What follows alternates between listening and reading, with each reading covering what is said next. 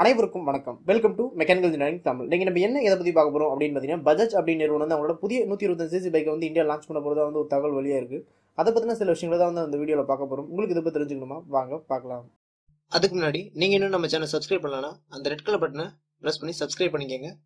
கூடவே அந்த பெல் பட்டனையும் ப்ரெஸ் பண்ணிக்கோங்க. நம்ம சேனல் என்ன வீடியோஸ் போட்டாலும் உங்களுக்கு உடனுக்குடன் அப்டேட்ஸ் வந்துகிட்டே இருக்கும்.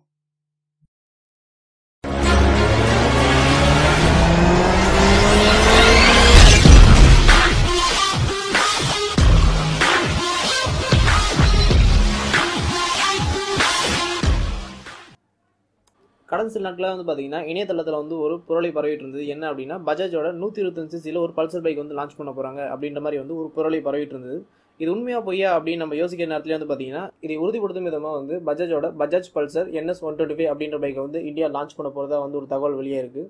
இது வரைக்குமே வந்து பார்த்தீங்கன்னா, பஜாஜில் வந்து ஒரு ஆரம்பகட்ட பல்சர் பைக் அப்படின்னு எடுத்துக்கிட்டோம் அப்படின்னாலே வந்து பஜாஜ் பல்சர் 150cc பைக் அப்படின்னு சொல்லலாம். இதுக்கு முன்னாடி வந்து பார்த்தீங்கன்னா, ஒரு சில வருடங்களுக்கு முன்னாடி வந்து பஜாஜோட LS 135 அப்படின்ற பைக் வந்து விற்பனையில் இருந்தது.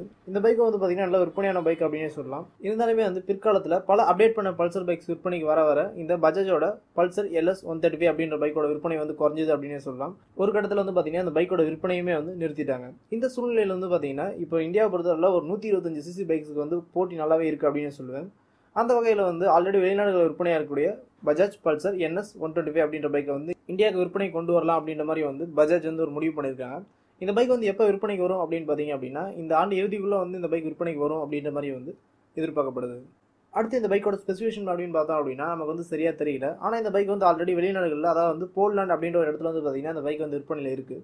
அங்கே இருக்க பைக்கோட ஸ்பெசிஃபிகேஷன் படி பார்த்தோம் அப்படின்னா, இதில் வந்து 124.1cc கொடுத்துருக்காங்க. இது வந்து சிங்கிள் சிலிண்டர் ஏர் கூல்ட் இன்ஜின். இதோட பேஸ் மற்றும் டார்க் பற்றி பார்த்தோம் அப்படின்னா, இதில் வந்து 12 bhp கொடுத்துருக்காங்க. டார்க் அப்படின்னு பார்க்கும்போது 11 Nm டார்க் வந்து கொடுத்துருக்காங்க. அடுத்து வண்டியோட ஃபியூல் டெலிவரி டைப் அப்படின்னு பார்த்தோம் அப்படின்னா ஃபியூல் இன்ஜெக்ஷன் தான். அடுத்து வண்டியோட கியர்ஸ் அப்படின்னு பார்க்கும்போது 5 ஸ்பீட் டிரான்ஸ்மிஷன், அதாவது வந்து 5 கியர்ஸ் வந்து கொடுத்துருக்காங்க. ஃபியூல் டேங்க் கெப்பாசிட்டி அப்படின்னு பார்த்தோம் அப்படின்னா 10.5 லிட்டர் வந்து ஃபியூல் டேங்க் கெப்பாசிட்டி வந்து கொடுத்துருக்காங்க. அடுத்து வண்டியோட வெயிட் அப்படின்னு பார்க்கும்போது 127 கிலோகிராம் வந்து வண்டியோட வெயிட் வருது. அடுத்து வண்டியோட வீல் மற்றும் டயர் பற்றி பார்த்தோம் அப்படின்னா இதில் வந்து 17 inch அலாய் வீல் கொடுத்துருக்காங்க. டியூப்லெஸ் டயர் தான். பிரேக்கிங் அப்படின்னு பார்க்கும்போது ஃப்ரண்ட் வீலில் வந்து 240 mm வந்து டிஸ்பிளே கொடுத்துருக்காங்க. ரியர் வீலில் பார்த்தோம் அப்படின்னா 130 mm வந்து ட்ரம் பிரேக் வந்து கொடுத்துருக்காங்க.